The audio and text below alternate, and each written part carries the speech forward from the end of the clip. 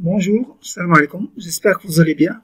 La vidéo d'aujourd'hui traite le cours d'électrocinétique, la première partie de ce cours. C'est quoi l'électrocinétique? C'est une branche d'électromagnétisme qui étudie le transport des charges dans les conducteurs. En électrostatique, vous avez étudié l'effet des charges au repos, c'est statique.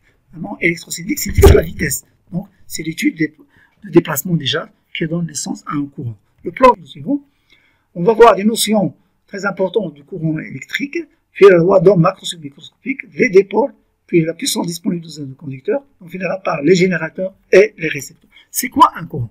Un courant, c'est un déplacement des porteurs de charge. Vous avez vu en électrostatique que lorsque vous mettez en contact direct deux conducteurs, l'un chargé et l'autre neutre, soit direct, soit à travers un fil conducteur, vous remarquez que les charges se déplacent du conducteur chargé vers celui qui est neutre.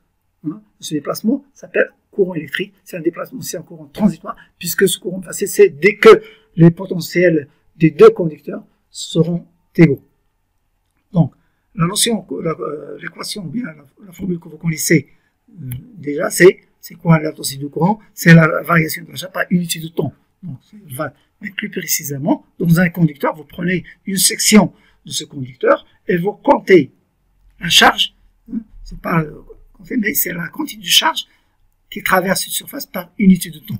Un porteur de charge qui se déplace, il a une trajectoire. Cette trajectoire s'appelle ligne du courant et la direction de la trajectoire. À l'instar de champ électrostatique, vous avez une ligne du champ. Cette ligne du champ, c'est une ligne qui est tangente toujours au champ électrostatique. Vous avez un champ qui est tangent à cette ligne et le sens de champ. Donc, on va voir la relation entre ligne du champ et ligne du courant. Par la suite, ça va être très, très important. C'est quoi la densité, le vecteur densité du courant? Maintenant, on va définir une notion très importante, c'est le vecteur densité du courant. Vous avez un conducteur qui comporte un porteur de charge par unité de volume, et chaque porteur de charge, il est animé d'une vitesse V. Donc, à chaque point de ce conducteur, je peux définir un vecteur appelé J, ce vecteur de densité du courant, qui s'écrit en fonction de la vitesse et nombre de porteurs de charge et la charge de porteur. Ces deux termes-là, c'est la densité volumique de charge. Conducteur, il y a plusieurs types de conducteurs. Dans un métal, le cuivre, le fer, les porteurs de charge sont des électrons. Dans l'électrolyte, par exemple, une solution que vous connaissez en chimie, il y a des ions, négatifs, positifs. Donc là, des porteurs de charge sont des ions. Le gaz, par exemple, vous avez des particules ionisées. C'est la même chose. Mais dans le plasma, par exemple, vous avez des ions et des électrons. Donc, de ce cas-là, lorsque vous avez plusieurs types de porteurs de charge, J, ça s'écrit une sommation sur les J. J relative à chaque porteur de charge. Pour l'électron, vous mettez le nombre d'électrons par unité de volume, la charge élémentaire, vitesse de l'électron, plus la densité volumique des ions, voilà la vitesse, etc. Ça, c'est en général. Donc, maintenant, ce vecteur-là, ça va nous servir beaucoup pour comprendre les choses. Donc, l'intensité de courant, c'est quoi maintenant? C'est le flux de ce vecteur à travers une surface d'un conducteur, de la section d'un conducteur. On peut démontrer ça. Pour ce faire, on va calculer ce terme-là. D'après la formule que vous connaissez déjà, qu'on a vu tout à l'heure, ça va être dQ, c'est la quantité de charge. Donc on va montrer que ce terme-là, multiplié par le temps, ça va donner la quantité de charge. Voilà, toujours un conducteur, animé vous avez des porteurs de charge qui sont animés de vitesse V, voilà. I dt, je remplace I par flux et J par son expression. Alors, ce terme-là, V de t, c'est quoi? C'est une distance. Donc, c'est la distance parcourue par les porteurs de charge pendant dt, c'est-à-dire entre t et t plus dt. Donc, c'est une distance. Et cet élément de surface ds, c'est une section, petite section, prise sur la section du conducteur. Donc, le produit de ces deux termes-là, ça va donner un volume. Donc, c'est quoi? C'est le volume de petit cylindre de génératrice VDT de section petit ds.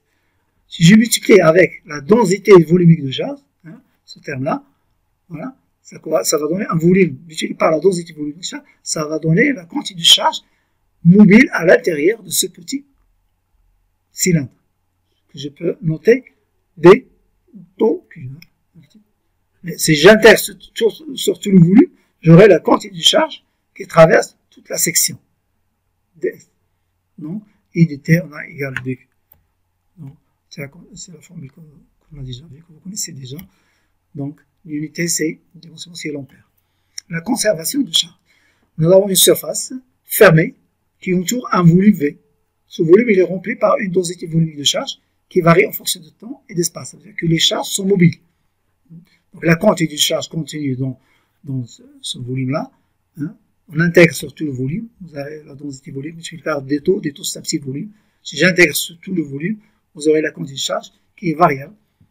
J'ai oublié ici de mettre un M, c'est MT, c'est comme là. Ça dépend de la position. Donc là, vous avez la variation de la charge puisque dépend du temps, donc j'intègre. Je dérive, pardon. Donc, puisque les charges sont mobiles, donc cette surface il va être traversée par un courant. Si je prends par exemple cet élément de surface, il va être traversé par un courant. La quantité de charge qui se déplace grâce à ce courant-là est donnée par les conditions suivantes. dQ', c'est dQ divisé par dt, c'est le courant, donc dQ', c'est le flux de J à travers la surface, toute la surface fermée, fois dt. La conservation de charge, ça veut dire quoi? C'est la quantité de charge qui sort égale la quantité de charge qui entre. Hein. Vous avez dQ, on ajoute un moins puisque la charge qui est perdue, qui sort, c'est toujours négatif. Donc, si je dérive ces deux termes-là, je remplace par l'expression. Et là, ce terme-là, c'est le flux de G à travers la surface fermée. D'après le terme de Grosskreutz, c'est la divergence de J à travers le volume. Donc, vous aurez ce terme-là. Et vous aurez l'équation de conservation de charge. En régime permanent, ce terme-là s'annule, vous aurez divergence de J égale à 0. Donc, ça veut dire qu'il n'y a pas création de charge VP. Si vous avez une charge qui a diminué d'un point, ça veut dire qu'elle s'est déplacée. Si vous avez une charge qui augmente, ça veut dire qu'une charge qui s'est déplacée vers ce point-là. Loi d'onde microscopique. Vous avez toujours un conducteur. À l'intérieur, vous avez un champ électrostatique. Voilà. Et des porteurs de charge qui se déplacent dans le sens inverse. Donc, toujours, pour moi, c'est les électrons. Je prends les électrons parce que c'est un fil fort. Je prends par exemple du cuivre. Donc la force, l'unique force qui est mise en jeu, c'est la force de Coulomb, puisque le champ, on considère le champ uniforme, donc cette force, elle est le module constant, est égal à m gamma d'après la loi fondamentale de la dynamique. Puisque gamma elle est constante, donc la vitesse elle varie, donc elle est croissante. Or, expérimentalement, nous avons le courant, il est fixe, il est fini. Puisque le courant s'écrit en fonction de J, et J s'écrit en fonction de la vitesse, alors la vitesse, elle est finie. Donc là, on a une contradiction. Mais pour corriger, on dit que les électrons, en réalité, leur vitesse est limitée parce qu'ils sont freinés par des collisions avec les impuretés, les atomes d'impureté dans le conducteur. Les impuretés, ce sont des atomes étrangers au conducteur. Si on prend par exemple le cuivre, on peut trouver dans la nature les atomes d'argent, par exemple de l'or ou bien d'argent, ce sont des impuretés dans ce cas-là. Donc, le fait de ces collisions-là, mécaniquement, on peut les représenter par une force de frottement qui est opposée à la vitesse, car avec une constante positive. Donc maintenant, l'équation fondamentale de la dynamique s'écrit de cette façon. Donc, en régime permanent, c'est-à-dire vous avez les constantes, toutes les variables sont indépendantes du temps, mais stationnaire, non statique, c'est-à-dire que la vitesse est constante, mais différente de temps. Dans ce cas, vous aurez ce terme-là nul. Donc, on peut écrire la vitesse en fonction du champ. Ce mu, c'est ce qu'on appelle la mobilité des charges. Ça peut être positif ou négatif, puisque là, vous avez un porteur de charge. C'est des électrons, donc c'est négatif. Donc, en multipliant les deux termes par NQ, on aura le premier terme, NQV, c'est le vecteur densité du courant. Et le deuxième terme, c'est un nouveau paramètre, c'est ce qu'on appelle la conductivité de milieu. Ce sont des paramètres intrinsèque, microscopique de conducteur. Là, ce terme-là, on peut noter gamma, c'est écrit en fonction de OK et du porteur de charge. Remarquez que c'est un paramètre qui est positif et indépendant du signe de porteur de charge. Donc c'est la conductivité, l'inverse c'est la résistivité. L'inverse c'est la résistivité sur. Revenons à notre équation. J en fonction du champ. Là, vous avez un terme qui est positif. Là, le champ, et là, le sens de la ligne du champ, comme on l'a dit tout à l'heure. Et la ligne de champ, son sens, c'est vers les potentiels décroissants. Et le champ aussi, c'est toujours vers le potentiel décroissant. Là, puisque c'est un terme positif, là, vous avez, c'est le sens du courant. J, c'est le sens du courant. Donc, le courant, il circule, en conséquence, donc, le courant, il circule dans le sens du potentiel décroissant. Là où le courant passe, le potentiel décroissant, il décroît. C'est pour ça que vous dites, vous l'utilisez sans savoir pourquoi, le générateur, il va dans un courant de pôle positif vers le pôle négatif. Donc, le courant, il circule toujours dans le sens des potentiels décroissants. Loi d'Ohm microscopique, ce que vous connaissez déjà, c'est la résistance R en fonction de différence de potentiel et le courant. On a toujours notre conducteur, animé de, vous avez traversé par un courant I, et les dimensions X, donc E égale moins gradient V, donc dV égale moins E de X. Si j'intègre entre A et B, donc VA moins VB, c'est la circulation de champ entre A et B. De même, on définit la résistance par le rapport U sur I. Donc U, je le remplace par la circulation de champ. Et I, c'est le flux du J à travers la DS. Et J, je le remplace par le produit de la conductivité et le champ. Toujours, pour notre conducteur filiforme, le champ, on considère le champ, il est uniforme. Donc je peux faire sortir le champ de l'intégrale et j'intègre sur la longueur AB qui est égale à L. De même pour le courant, je fais sortir un arc et j'intègre sur la surface et je vois. Donc le rapport, ça va me donner la longueur divisée par la conductivité par la section, la surface de la section, ou bien la longueur divisée par la résistivité divisée par la section S. Donc c'est la résistance que vous connaissez à l'échelle macroscopique, elle s'écrit en fonction de grandeur microscopique. Là, c'est relatif à un conducteur cylindrique. Si vous avez d'autres noms, vous aurez une autre expression, mais toujours en fonction de la résistivité et la surface. Résistance en série. Donc vous avez un ensemble de résistances en série. On va les remplacer par une seule résistance équivalente qui est traversée par le même courant I. Donc voilà, on va, cette tension au bord de toute résistance, ça s'écrit, c'est la somme des tensions au bord de chaque résistance. Et je remplace loi d'Ohm, c'est la tension au bord de chaque résistance, c'est le courant fois la résistance, puisqu'ils sont traversés par le même courant. Je factorise par le courant, la somme c'est de. Le but, c'est quoi? C'est de remplacer toutes ces résistances par une résistance équivalente traversée par le même courant I. Donc la tension U, ça va être I fois la résistance équivalente. Par analogie, donc la résistance équivalente, c'est la somme des résistances. La résistance en série, vous avez plusieurs résistances en parallèle. Vous avez, puisqu'elles sont parallèles, donc ils ont même tension, leur borne. U, c'est V1 moins V2. Le but, c'est quoi? C'est de remplacer toutes ces résistances par une seule résistance équivalente traversée par la somme du courant. Vous faites la somme du courant, le courant total, c'est I. Et au bord de cette résistance, vous avez toujours la même tension. Maintenant, je vais raisonner en termes de courant. Vous avez au bord de chaque résistance, le courant I, c'est U divisé par RI. Donc, I total, c'est quoi? C'est la somme des I. Et je remplace chaque I par son expression. Et je fais sortir U. Donc, c'est la somme de. Or, le but, c'est quoi? Le courant I, c'est quoi? C'est U divisé par R équivalent. Donc, par analogie, vous avez 1 sur R équivalent égale la somme de l'inverse des résistances. Maintenant, on va voir le circuit électrique. De quoi il est formé un circuit électrique? Donc, un circuit est formé d'un ensemble de dispositifs ou d'appareils, si vous voulez, c'est la même chose, appelés dipôles. Dipôles, on va voir par la suite, se branchent dans un circuit à travers deux pôles. Et sont reliés entre eux par des fils conducteurs. En général, c'est du cuivre. Qui forment une structure qui est fermée. C'est pas par hasard, vous avez là une ouverture, c'est-à-dire le fil est coupé, le courant n'y circule pas. Donc cette partie-là ne fait pas partie du circuit. On peut l'enlever. Là où le courant ne circule pas, donc c'est ouvert. On peut enlever ces deux pôles. Donc ça doit être un circuit, ça doit être une structure qui est fermée. Donc les points que vous voyez là, on les appelle les nœuds. C'est quoi un nœud? Un nœud, c'est là où se rencontrent trois ou moins trois fils. C'est-à-dire une interconnexion où arrivent au moins trois fils. Donc vous avez A, B, C, D, E sont des nœuds. Là, il y a une interconnexion de 4 fils. Par contre, là, c'est pas un nœud, puisqu'il y a uniquement 2 fils. Et là aussi. Donc, une branche, c'est quoi? C'est une partie, ou bien un tronçon de circuit situé entre deux nœuds consécutifs.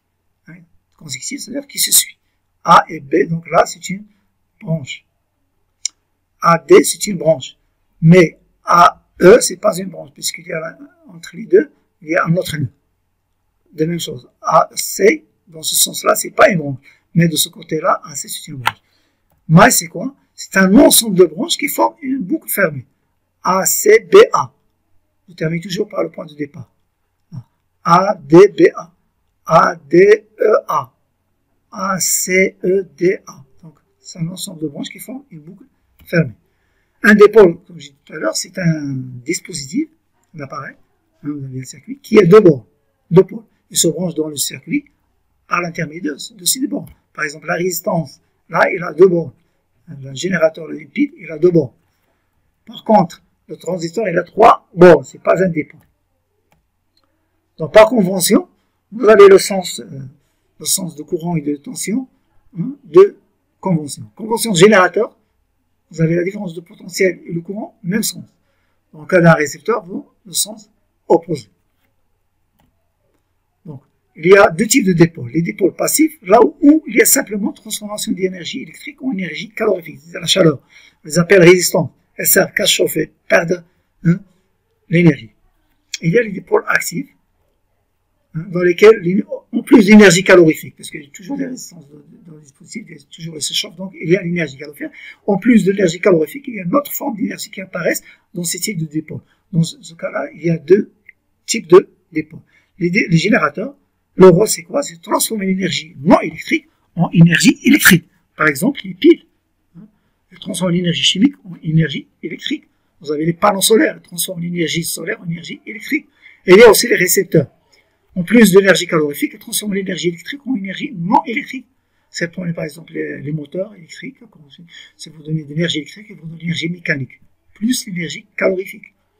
Les batteries de vos portables téléphoniques, lorsqu'elles fonctionnent normal, en fonctionnement normal, ce sont des générateurs. Mais lorsque vous le rechargez, elles jouent le rôle d'un récepteur. Elles transforment l'énergie électrique en énergie chimique.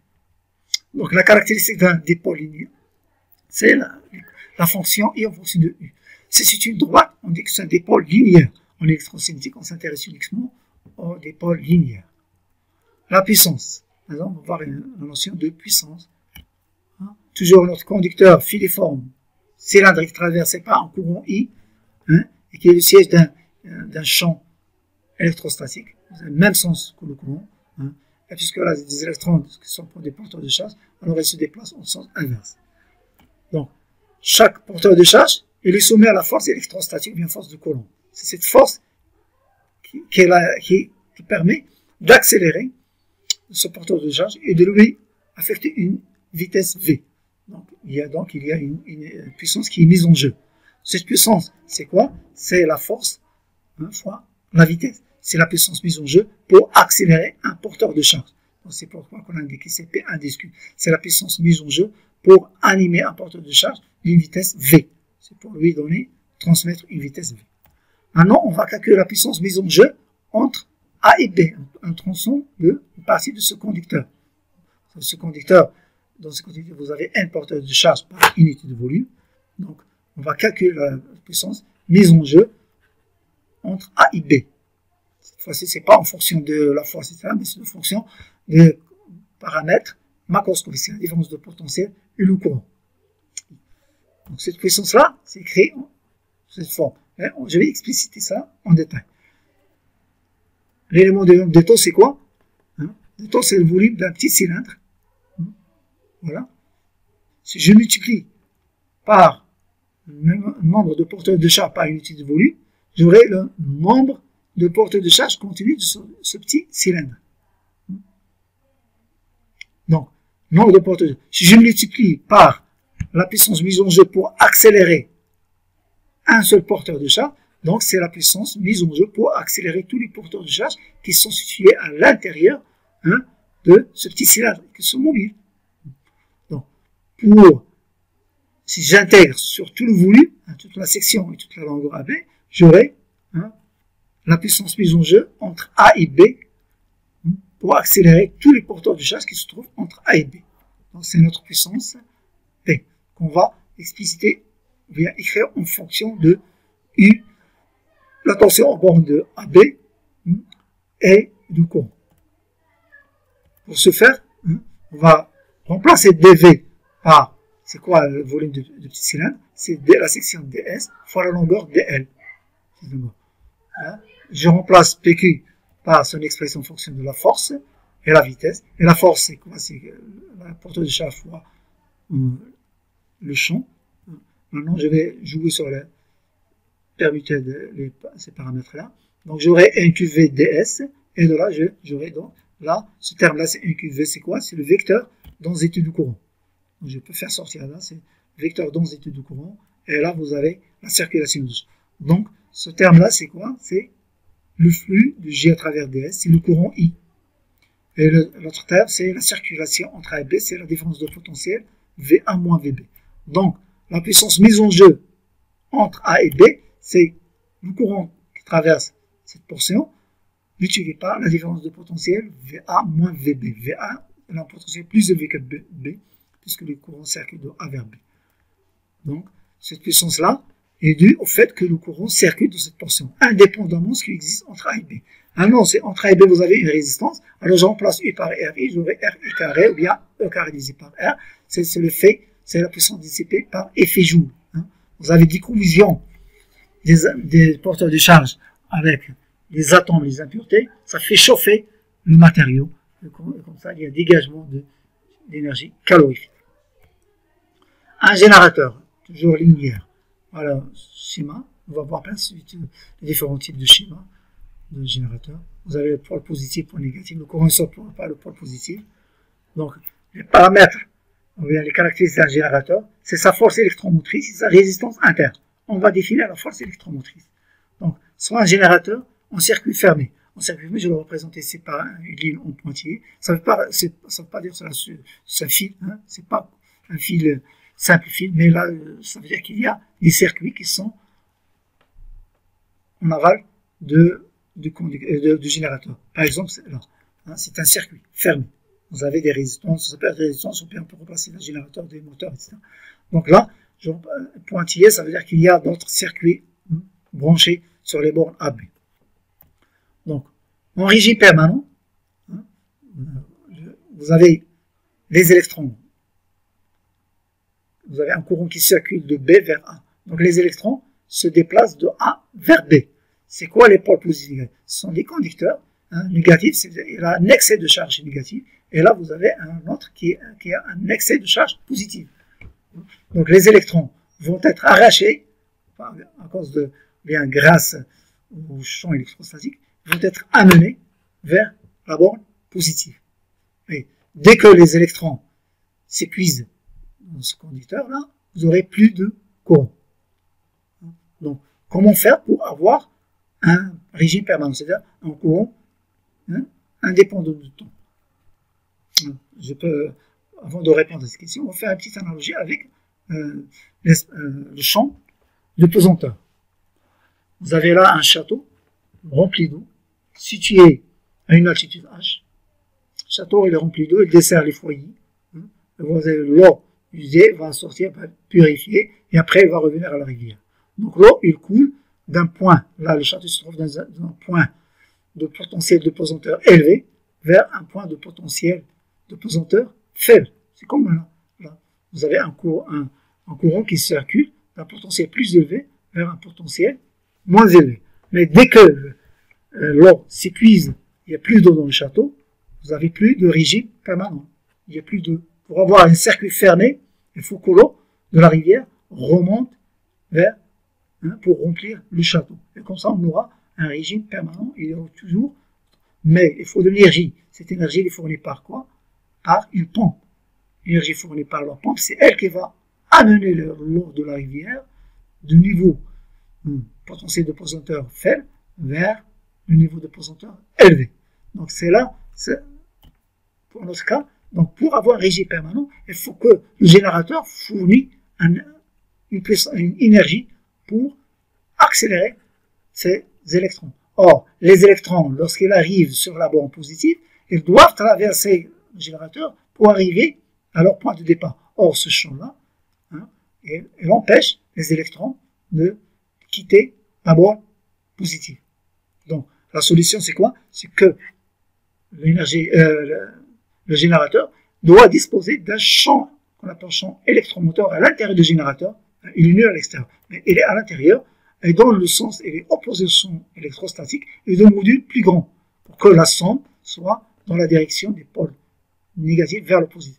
Et comme ça, les électrons qui arrivent sur la bande positive vont être attirés, acheminés vers la bande négative. Comme ça, on aura un régime toujours permanent. Vous aurez toujours du courant. Donc la force qui est mise en jeu, c'est qu'il faut le champ total. Maintenant, en circuit ouvert, il n'y a pas de circuit à l'extérieur, donc le générateur ne délivre pas de courant. Donc dans le générateur, les charges sont en moyen immobile, fixe. Donc la force égale à 0. Donc vous avez ES égale champ électrostatique égale champ électromoteur. Donc si j'intègre entre A et B, j'aurai la circulation. On connaît la circulation du champ électrostatique entre A et B. Donc c'est la différence de potentiel. Et là, c'est la circulation du champ électromoteur. Donc VA, elle est de potentiel faible. Dans ce terme-là, il est négatif. Donc avec moins, donc ce terme-là, on va le noter moins E. E, c'est quoi? C'est la force électromotrice de générateur. Plus cette bien qu'il est notre force, c'est pas une force, mais l'unité c'est le volt, c'est une différence de potentiel. Plus cette force électromotrice est grande, plus le générateur vous délivre une grande tension. Voilà, c'est la force électromotrice. L'unité c'est le volt. Or, cette force électromotrice, si vous avez une pile de force électromotrice 1,489 et vous mettez un voltmètre au bord de cette pile, il vous donnera 1,49. C'est la force électromotrice. Mais si vous mettez votre pile dans un circuit, par exemple dans votre télécommande, il ne vous donnera jamais cette tension. C'est toujours un peu moins. On va voir pourquoi par la suite. Donc, on a défini maintenant la première caractéristique d'un générateur, c'est sa force électromotrice. Maintenant, en régime permanent, une charge est soumise à la totalité des forces. En régime permanent, on va introduire la force de frottement. Et là, vous avez un régime permanent, donc vous avez gamma égale à 0. Dans ce terme-là, je fais passer ce terme-là de l'autre côté. J'intègre entre A et B. Voilà. Ce terme-là, c'est la différence de potentiel.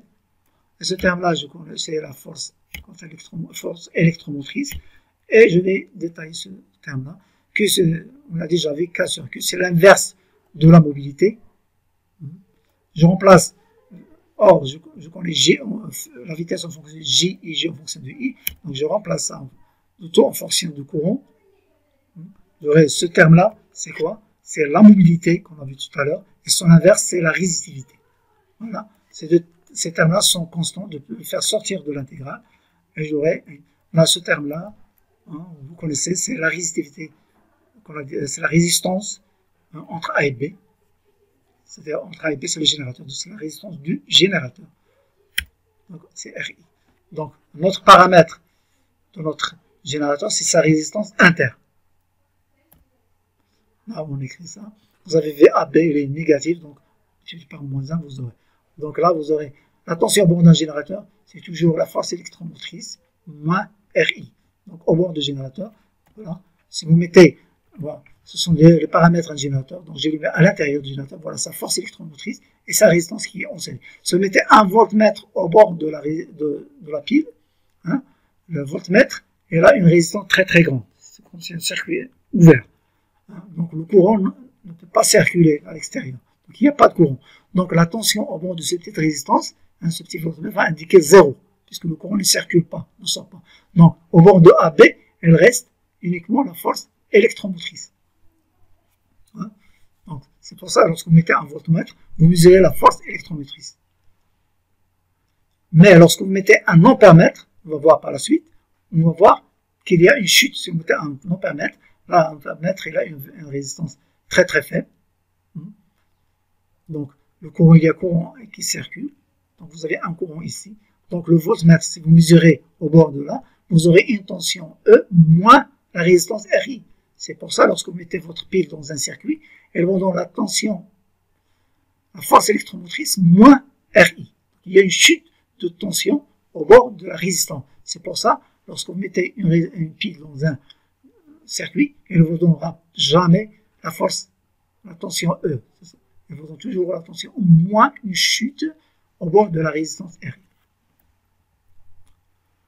en termes de puissance, je multiplie les deux termes par I. Donc là, vous avez une puissance totale entre A et B. Là, vous avez une puissance qui est dissipée sous forme calorifique, joule, effet joule. Et là, c'est la puissance transformée. I, c'est la transformation. Pour une pile, on lui donne une énergie chimique et vous donne une énergie électrique. Donc là, c'est la transformée. Mais malheureusement, cette puissance n'est pas délivrée à l'extérieur. Il y a toujours une partie qui est perdue à l'intérieur du générateur. Donc, ce terme-là, c'est la puissance transformée du générateur, c'est E fois I. Pour schématiser un générateur linéaire, il y a deux façons. Vous avez déjà vu la première, mais on va voir d'où il vient. On a l'équation en fonction de la tension en fonction du courant, soit vous utilisez l'équation I en fonction de la tension. Il suffit de remplacer. I0, c'est quoi? Lorsque vous mettez un ampère-mètre au bord de votre pile, j'ai dit tout à l'heure que l'ampère-mètre a une résistance très très faible. Quand vous mettez un court-circuit, un fil, donc il y a un courant qui va circuler maximal. Donc le courant qui circule, c'est quoi? L'ampère-mètre va mesurer quoi? Vous avez la résistance presque nulle, vous avez uniquement la résistance, petite résistance, et la force électromagnétique. Donc le courant qui circule, c'est E divisé par R. Voilà. Donc c'est E divisé par R. C'est le courant maximal. Voilà. C'est le courant maximal. La résistance de l'ampère-mètre n'entre pas en jeu puisqu'elle est très très faible. Donc c'est comme si vous court-circuitez votre générateur. Or, il est déconseillé de court-circuiter les appareils. De relier les deux bornes avec un fil, surtout lorsque le courant sont forts. Ça risque de bousiller des appareils et de vous causer des problèmes. Donc, vous avez I0, c'est le courant maximal que peut délivrer le générateur. Donc, pour tracer la caractéristique, voilà, c'est quoi I0? C'est le courant maximal. Le courant maximal, lorsque vous court-circuitez le générateur. Ça veut dire lorsque U égale à 0. A, V de A égale à V de B. C'est-à-dire lorsque vous court-circuitez, lorsque vous mettez un ampère-mètre entre A et B. Il vous donne I0. Et E, c'est quoi? C'est la tension lorsque I égale à 0. Lorsque vous mettez un voltmètre au bord de AB, vous avez un voltmètre de résistance très très très grande. Donc comme s'il est un cercle ouvert, la pièce dans l'air, donc le courant ne peut pas circuler dans l'air. Donc vous avez le courant ici égal à 0, et vous avez la tension, c'est E. Donc c'est la tension qui vous donne le courant I égale à 0. Donc là, pour représenter la schématisation, en partant de l'équation de tension, on va voir ce schéma-là. Là, vous avez, c'est quoi? Au bord de AB, vous avez AB. C'est quoi? Vous avez une tension E. Je peux la représenter comme un générateur idéal. Idéal, ça veut dire la résistance interne égale à 0. Voilà, un générateur idéal de tension E. Une petite flèche là, E. Et vous avez un courant I qui circule. Donc vous avez une petite tension, une chute de tension au sens inverse du courant. Donc la tension U, c'est quoi? C'est U, petit e, qui est dans le sens vers B, moins RI. Voilà. On peut remplacer ce générateur par un cercle et une flèche à l'intérieur. C'est pareil, c'est la même chose. Mais souvent, vous allez rencontrer souvent cette représentation. Alors la deuxième schématisation, possibilité, c'est le source du courant. Alors on va utiliser l'autre équation, générateur de courant de court-circuit I0. C'est quoi I0? C'est un courant de court-circuit. Lorsque vous court-circuitez votre générateur, c'est quand vous mettez un ampère-mètre au bord de AB, c'est comme si vous aviez un fil, donc vous avez un courant, le maximum va sortir, qui est égal à la force électromotrice divisée par la résistance. Voilà. Moins un courant qui fuit à travers une résistance petit r. Alors, voilà, une source de courant est représentée par deux cercles en intersection. Donc notre source de courant, notre générateur ne peut pas être représenté comme ça, puisque le courant de sortie I, dans ce cas-là, est égal à I0. Par contre, dans notre équation, le courant de sortie doit être I0 moins un courant qui fuit à travers I. Or, cette résistance ne peut pas être en série. Si vous la mettez en série, vous aurez toujours I égale à I0. Donc cette résistance ne peut être que parallèle. Donc comme ça, vous aurez à la sortie un I qui est égal à le courant maximal moins le courant U sur I. C'est le courant qui traverse la petite résistance. U, c'est la tension au bord de la petite résistance. Donc Les caractéristiques d'un générateur de courant, c'est son courant maximal et la résistance qui est en parallèle avec la source de courant. Pour passer d'un schéma à l'autre, c'est simple. Si vous avez la représentation en source de tension, il suffit pour avoir la représentation en source de courant, pour I0, il faut calculer le rapport E divisé par R, vous avez I0. Et la résistance, ça va rester la même. De même, si vous partez de cette schématisation, il suffit de multiplier la résistance par I0 et vous aurez votre générateur de tension. Et la résistance, vous la mettez en série. C'est très important, cette représentation pour la suite de ce cours-là. L'association de générateurs. Maintenant, vous avez plusieurs générateurs en série. Chaque générateur est caractérisé par sa force électromotrice et sa résistance interne. La force électromotrice, vous mettez une flèche de moins vers plus, une petite flèche. Là, comme ça. Donc, je regroupe les résistants d'un côté et les générateurs de l'autre côté. Donc, la tension au bord de ce I, au bord de l'ensemble de générateurs, c'est quoi? Je calcule la résistance équivalente, c'est la somme des résistances. Hein, voilà, c'est la somme des tensions. Vous avez moins RI, etc. Et vous avez la somme des tensions. Maintenant, une sommation sur les forces électromotrices, la puissance moins I. Donc, le but, c'est quoi? C'est de remplacer tous ces générateurs par un seul générateur, dont la force électromotrice, c'est la force des électromotrices, et dont la résistance, c'est la somme des résistances. Or, cette sommation, elle est algébrique. Ça peut se poser. Si vous avez, par exemple, E3, elle est inversée, vous inversez les bords, hein, vous mettez moins E3. Donc, la force, le générateur équivalent, voilà, vous avez sa force électromotrice, c'est la somme des forces électromotrices, la somme algébrique, et la résistance, c'est la somme des résistances. En parallèle maintenant, vous avez un ensemble de générateurs en parallèle. Hein, le but, c'est de remplacer par un seul générateur. Là, je vais faire appel à la représentation en source de courant. Parce que là, c'est difficile de travailler avec la représentation en source de courant. Donc, je vais remplacer chaque générateur par sa représentation en source de courant. Voilà. Pour passer la représentation en source de courant, donc, la source de courant va me donner un courant I0 maximal qui est égal à E1 divisé par R1 en parallèle avec la résistance. Voilà. Et je ferai la même chose pour les autres. Maintenant, je vais regrouper les résistances d'un côté, puisqu'ils sont parallèles, hein, et les générateurs de l'autre côté. Et je vais remplacer ces générateurs-là. À la sortie, ils vont donner un courant I qui est égal à la somme du courant. Donc, c'est la somme du courant. Et les résistances sont en parallèle, donc la résistance équivalente, c'est la résistance équivalente, c'est égal à l'inverse des sommes des inverses des résistances. Donc, pour revenir à la représentation en tension, il suffit de multiplier la résistance avec équivalent pour avoir la force électromotrice et de garder la résistance. Maintenant, voilà. La force électromotrice équivalente, c'est le produit de R équivalent, et la résistance, ça va rester la même. Maintenant, un récepteur. C'est quoi un récepteur? Nous avons dit c'est un récepteur, c'est un dispositif qui transforme l'énergie électrique en une autre forme d'énergie. Par exemple, un moteur électrique, pour lui donner de l'énergie électrique, il vous donne l'énergie mécanique. Une batterie, énergie électrique transforme en énergie chimique. Donc, la puissance transformée, c'est quoi? Hein? La puissance transformée divisée par le courant, ça donne la force contre-électromotrice d'un récepteur. Hein? C'est une caractéristique, bien que force contre-électromotrice, bien qu'on le nomme force, mais c'est une différence de potence, c'est un petit générateur. Donc, en termes de puissance, au bord d'un récepteur, au bord de Mn, donc toujours traversé par un courant I. En termes de puissance, donc Vm moins Vn, multiplié par I, c'est quoi? C'est en conservation d'énergie, vous avez, c'est la puissance transformée plus la puissance dissipée par effet Joule. Or, la puissance transformée, c'est, on l'a vu tout à l'heure, c'est en fonction de la force contre-électromotrice, fois le courant, et la partie effet Joule, c'est RI carré.